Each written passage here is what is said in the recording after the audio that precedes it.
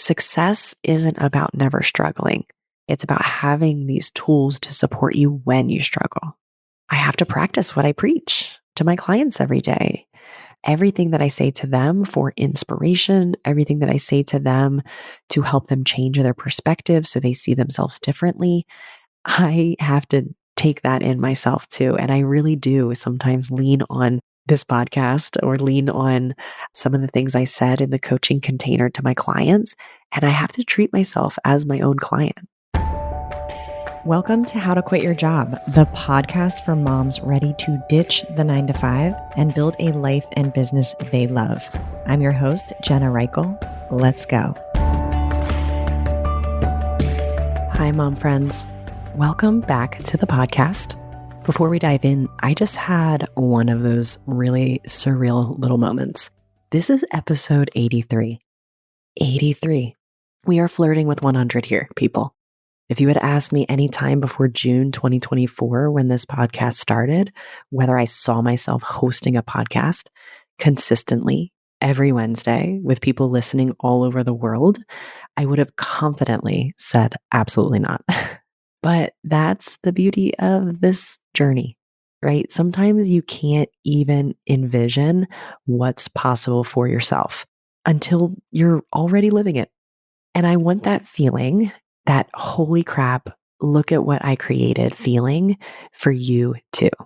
So thank you. Truly, truly, truly, truly thank you for being here. Whether you're a longtime listener, a new follower, or someone who just needed to hear something supportive today, I am grateful for you all day, every day. Now, today's episode is a little different. It's not a checklist or a 3-step strategy, though you know me, we'll probably slide in a mindset shift or two here and there. Today is about inspiration. And I want it to also be about possibility. It's about what becomes available in your life when you say yes to change and when you make a commitment to yourself.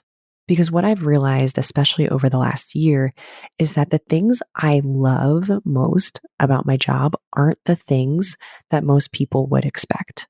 And when you hear them, I think you're going to see a version of your own future that maybe you haven't been able to imagine yet. Maybe you haven't been able to dream about. If you're stuck or tired or burnt out or feeling undervalued or feeling like life is happening to you instead of for you and with you, I want this episode to be the spark that reminds you that a new life is available. A different version of you is available, and it doesn't take years. Sometimes it just takes one yes, one commitment to yourself. Let's get into it because I'm really excited about this topic. I want to talk about the 3 things that I love most about my job. And I feel like this is super selfish for me to talk about why I love my job. But like I said, I think that you'll find so many aha moments and value in just me talking about it. Because really what I love about my job has so much to do with the change that the moms I work with are able to create. So the first thing that I love is I love the unexpected results my clients create outside of starting a business. This is the one people are probably most surprised by because yes, starting a business is exciting. I love helping moms choose an idea, step into their CEO identity, and create their first revenue. It's thrilling and it's tangible. It's amazing.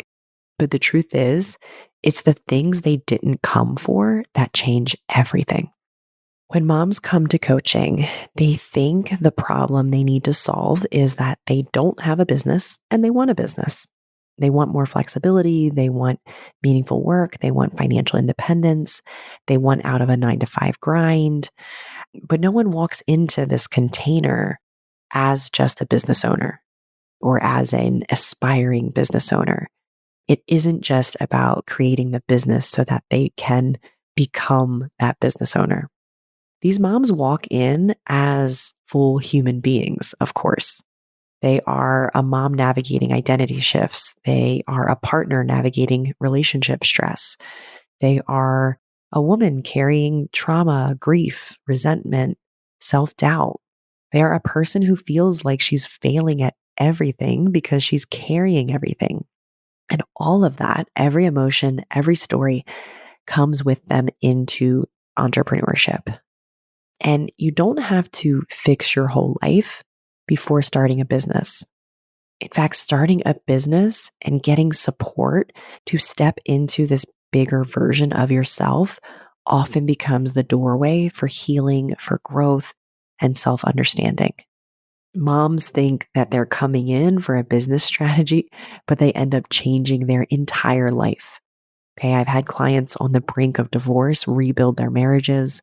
I've had clients who are terrified of having another baby and then go on to feel emotionally resilient enough to have a second child that they never thought they could handle. Moms who experienced really traumatic birthing experiences and really traumatic experiences in postpartum, who now feel like they have the tools and the capability to make this second time a much different experience with the coaching tools. I've had clients tell me that people in their lives pull them aside and say, "You seem different, lighter, happier. Like, what are you doing?" And that ripple effect is one of the things I love most. Starting a business becomes the catalyst. It opens the door to possibility again. Okay, you start seeing yourself differently, and suddenly things you took off the table years ago become available again. And all it takes is saying yes to your dreams. And I am so grateful to be in a position to be able to witness that, which I will talk about as my second point that I'll share. Sometimes it's easier to take action and commit to starting a business and to get support that we never knew we needed. And I love, love, love watching all of the really great things in people's lives change. And I love watching everything happen outside of the business. I love that they start businesses. I love that they impact the world. That's all great. And what gets me up in the morning is the identity shifts and the feeling like a amazing mom and the becoming a better partner and the feeling more fulfilled. All of those things really are a gift. The second thing I love about my job, I love being a part of everyone's comeback story. This one always gives me chills because every mom I work with, even the ones who are tired and stressed and stretched so thin, they're in the middle of a comeback. Most of us can remember a time in our lives when we felt more energized, more hopeful, more connected to ourselves. And coaching becomes that turning point where you start returning to that version of yourself and then expanding beyond her. In the space of coaching, people are allowed to see, moms are allowed to witness and figure out that they're not behind, they're not broken, they're not failing. They are in the middle of a comeback story. They just haven't hit the plot twist yet. And I get to witness women going from burnt out and overwhelmed to confident, decisive, energized, and deeply aligned with the life they wanted. Similar to the first point, I see the identity shifts. I see more smiles. I see less rushing and more intention. I see mothers reconnecting with joy and partnership and their own dreams again. And being invited into someone's transformation on such an intimate level, I think of it as sacred work. It's the greatest privilege that I get to sit and bear witness to these amazing moms who are making a comeback, whatever that means to them. The third thing that I love about my job, I love that I get to practice what I preach. This might be the most important one to my life and family because I am a human with the same fears and doubts and responsibilities and overwhelm and mental clutter and mental chatter that all of my clients have and that all of my listeners have. Listen, I know you. You've got mental drama and mental chatter. I do too. I'm not above the work. I'm not immune to fear of failure. I'm not immune to imposter syndrome or self-doubt, right? I'm not magically confident every day. And because of that, I rely on the same tools that I teach. And I have to practice what I preach to my clients every day. Everything that I say to them for inspiration, everything that I say to them to help them change their perspective so they see themselves differently, I have to take that in myself too. And I really do sometimes lean on this podcast or lean on some of the things I said in the coaching container to my clients. And I have to treat myself as my own client. I do have my own coach, right? I use thought work daily. I regulate my nervous system. I question my beliefs. I revisit and get to know my future identity that I'm becoming. All of those things because I'm a human and I need that same support. And it's a beautiful thing that I get reminded daily in the coaching sessions about advice and wisdom that I need. It's a beautiful thing. Success isn't about never struggling. It's about having these tools to support you when you struggle. Okay. My husband and I talk all the time about how the coaching tools and the awareness and having someone to see our blind spots, all those things have carried us through the hardest seasons of parenting, especially early on. I remember shortly after my first son was born, just constantly feeling so much resentment and so much anxiety. And all of that would have spiraled 100% if I didn't have these tools. But instead, the tools helped me shift into gratitude. I remember weeks of overwhelm where I felt like I was failing everyone.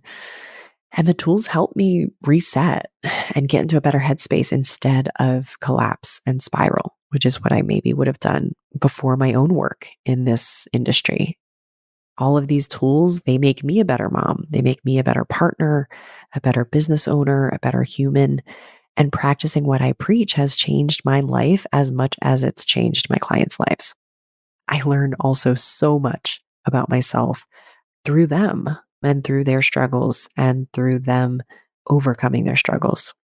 So, those are the three things that I love most about my job. I know there's a million other things, but I was feeling really inspired just to talk about those because I think they're inspiring. And I think that we can see ourselves in them, in the changes that people are able to make in their life. And it might feel selfish. It might feel like you're wanting too much or asking for too much that you want to start a business. But it's not just about starting a business. It's about stepping into the version of yourself that you know you can become, this bigger version of yourself. The real heart behind why I do this work is the unexpected, life changing results beyond business. Let business be the catalyst. Let the tangible work that you do, starting a business and bringing an idea to life, be the thing that changes everything about your life in the most beautiful and positive way. I love being a part of every woman's comeback story. Everyone's living it. I love getting to use and live the tools that I teach every day. And I hope in hearing these, something sparked for you. Maybe you can suddenly picture yourself or picture a version of your own life you couldn't imagine before. Maybe you're realizing you don't have to wait to start building the life you actually want or the business you actually want. Maybe you're realizing that you can be a hot mess and still start a business because starting a business will help you work on all the things that are coming up outside of your life that maybe feel too heavy to focus on. I always say that motherhood and business are the two greatest personal development journeys in disguise. We all know motherhood challenges us every single day. Business can also do that in the same ways that motherhood does, right? Motherhood makes us a better version of ourselves in our strongest moments, I'll say. And entrepreneurship does the same thing. And maybe hopefully you're noticing that your comeback story is already in motion. I mean, if you're listening to this podcast, it means that you want to create some sort of change in your life. And by listening to this episode, by listening to this podcast, by following this podcast, what you're doing is committing to more conversations, to more ideas and perspective shifts that will help you get there. And if you're listening to this and you're thinking, I want this kind of change too, the change that Jenna's talking about that her clients experience, the unexpected change that we aren't focused on or thinking about, I offer a free 1-hour consultation call. So definitely take advantage of that. This resource is free. That resource is free. That 1-hour call is oftentimes that catalyst that moms need to start creating that change. How often do we get one full hour just to ourselves to focus on our dreams, our obstacles, how to move through it, and really getting advice and clarity on what we need to do next? On that call, we talk about what's feeling heavy in your life right now, what you want your next chapter to look like.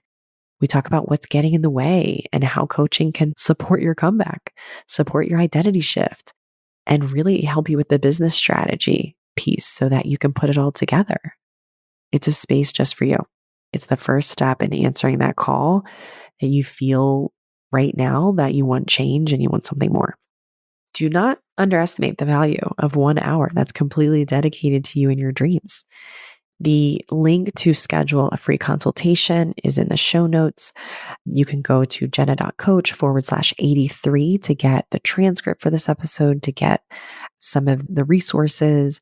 I have tons of free resources on my website, the PDFs and everything from coming up with your business idea to planning out your networking strategy, right? There's PDFs for all of it. So make sure you check it out and definitely take advantage of that consultation call.